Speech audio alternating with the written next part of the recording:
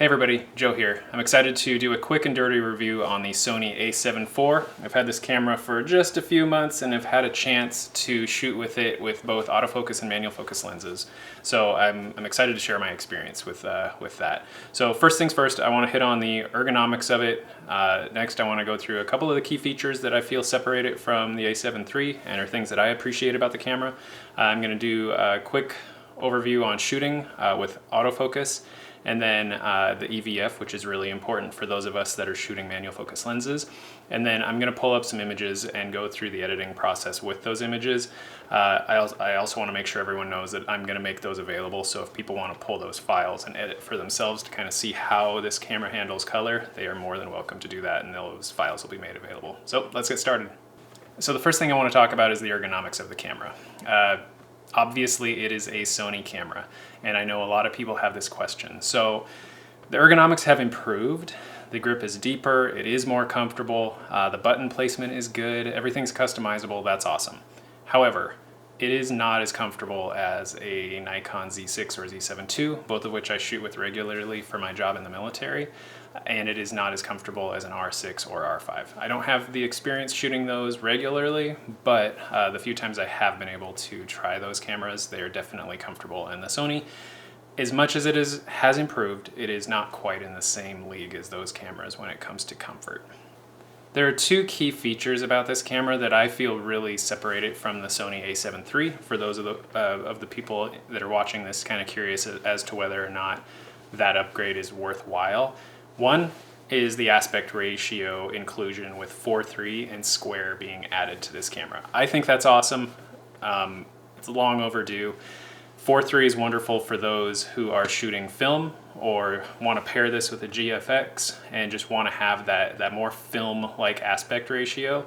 And then square is a personal favorite of mine. I've shot with Hasselblads and Rolleiflexes, and I love square photos. It's a challenge to shoot that way, and the fact that it's been included in the a7 IV is wonderful. So I like that they have included these, and I think they will be a big deal to those of you who are film shooters or are looking for that film look. The next thing is the menu system. Previous Sony menus have been, I don't know if I can overstate it. They're awful. They're absolutely terrible. They're hard to find your way through. The only way I was able to really make it manageable is to create my own menu in those menu systems. However, this new menu system with the Sony cameras is awesome. It kind of reminds me of the Nikon menu system, which I grew up with shooting. It's laid out with it's way more clear as to what should be where, and the stuff that you think would be in certain sections is actually there. So it doesn't take as much digging, it doesn't take as much searching, it's just a much more organized, functional menu. There are two parts to the shooting experience that I want to talk about today. One is the autofocus performance, and the other is the electronic viewfinder for those of you shooting with manual focus lenses. Like many of the other cameras that Sony has released in the last 3 to 4 years, the autofocus system in the a7 IV is great.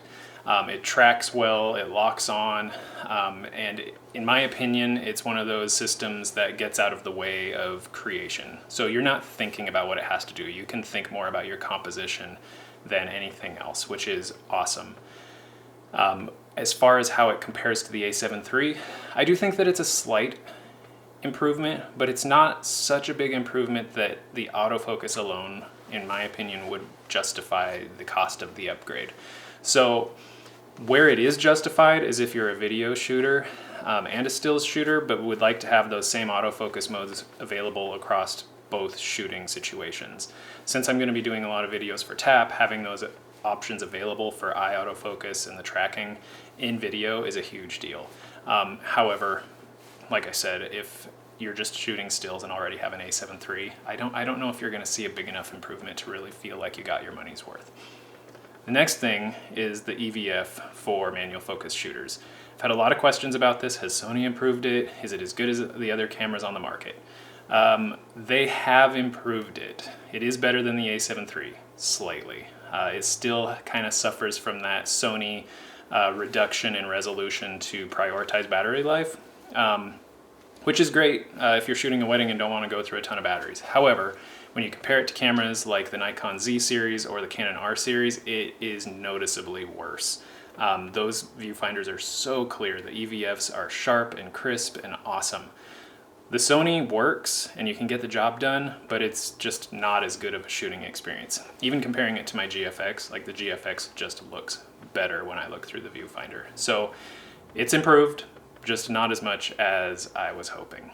So beyond the EVF question, I've also had a lot of questions about how the colors are with the a7IV in comparison to the a7 III and in comparison to cameras like the Z6 or the R6.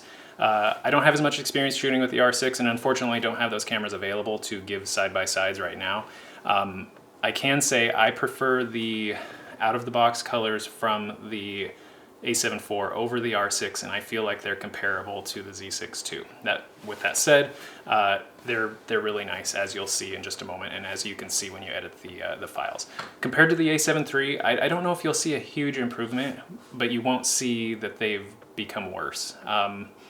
I think that the files are really nice. People who are familiar with Sony files from the a7 III will appreciate this camera. So let's go ahead and get into some of the editing. I picked several images with different situations as far as lighting and whether they're indoor or outdoor. So first up we have a brand new camera mandatory cat picture. I'm going to edit this with Pro 400H +2. So first let's get our white balance as close as possible. And I'm going to mess with some of these exposure controls and then I want to pull the highlights back a bit. Not too much, but enough so that I'm not losing detail right up in here. I might just increase the contrast a bit. Because this was taken on an older lens and you can see it's definitely washing out a bit. Let's go about there. All right, quick before and after. All right, next up is my Fender Jazz Bass. It has some color in it on purpose as it was a test photo, so I'm gonna throw on some box speed Ektar, bump up my exposure a bit.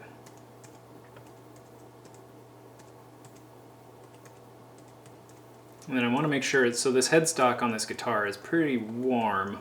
I don't want it to be too cool and I want to make sure these colors pop, but this is a light gray wall and a white door, so I don't really want those to be too colored. All right, before and after on that one. All right, standard backlit. Let's go and throw some Portra 400 on this. First I'll increase the exposure and get my white balance kind of where I want it. I like images a little bit warmer, so I do end up warming them up a bit.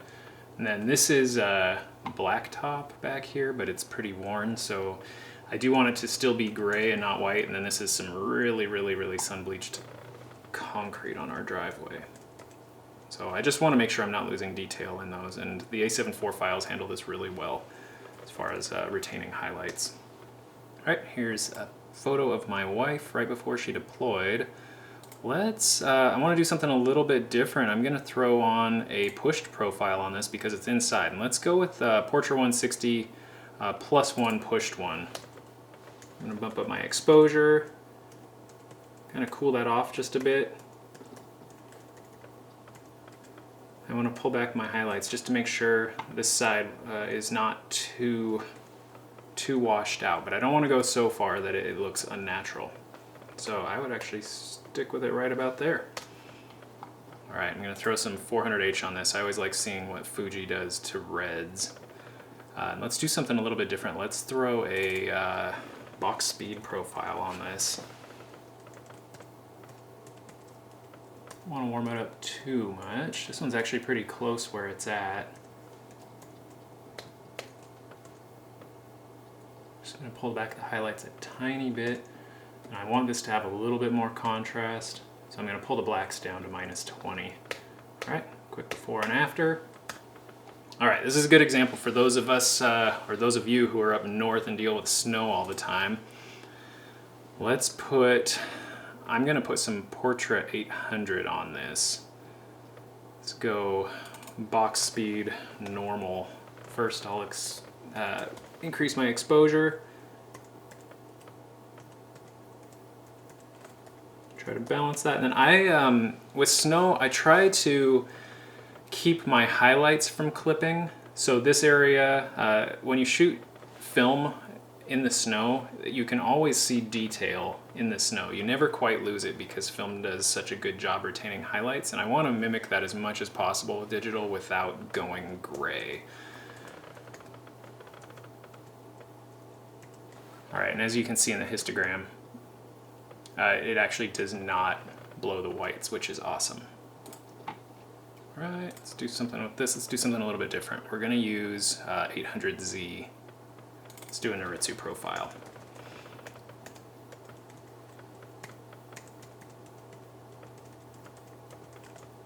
Okay. I'm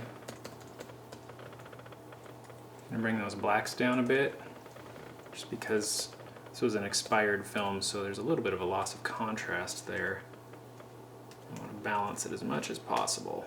One thing that 800Z is known for is it's very magenta, and this profile definitely mimics that.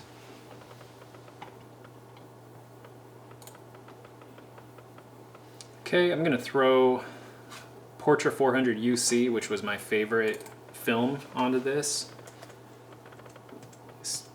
This film had really cool shadows, which is kind of one of the things I like about it. Shadows go kind of blue. However, with this, because it's a little warmer, you can't really tell, but I do like what it's doing to this. So there's a before and after with UC.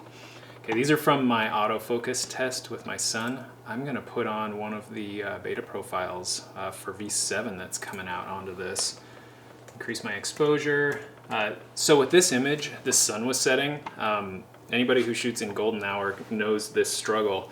Sometimes golden hour really messes with skin tones. So I want to try to keep my skin tones normal, even though I was getting a lot of that yellow sunset color back there.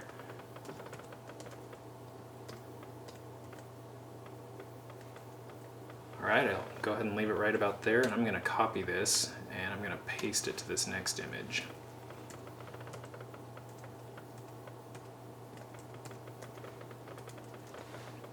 All right, and finally the last one, I'm going to put one of the beta Aritsu profiles on this. Let's go with that +1. Bump up the exposure. I'm going to warm it up a bit. One really nice thing about these beta profiles, as you'll see in the future, they handle white balance more similarly to the Frontier, and things are just, you're not having to make as big of an adjustment to get these balanced, which is really nice for the editing process and will speed up the editing process for everyone. So I'm excited for these to come out when they're ready in a couple of months. Anyway, so there's my before and after on this one. I'm going to increase the magenta just a touch. All right, that is it with the editing. Like I said before, I'm going to make these all available in a Dropbox, and I will put that either in the post or in the comments, so you guys can have at it with editing these and kind of seeing how they handle the profiles. Thanks so much for taking the time to watch my review of the a7 IV. Like I said before, the ergonomics are improved, but I still don't feel that they're quite on the same line as what Nikon and Canon are. The autofocus system is slightly improved, and I think it's in line with the best cameras out there right now. That being said, it's not necessarily that much better for still shooters than what the a7 III was. Unfortunately, the EVF is still kind of the same concern if you're shooting manual focus lenses. And then finally, I feel like the files are really nice to edit. Like I said earlier, if you want to get in and edit some of these for yourself, I'll make them all available. And please feel free to ask me any questions. This is just my personal opinion of the camera, but I hope that it was helpful. Thanks.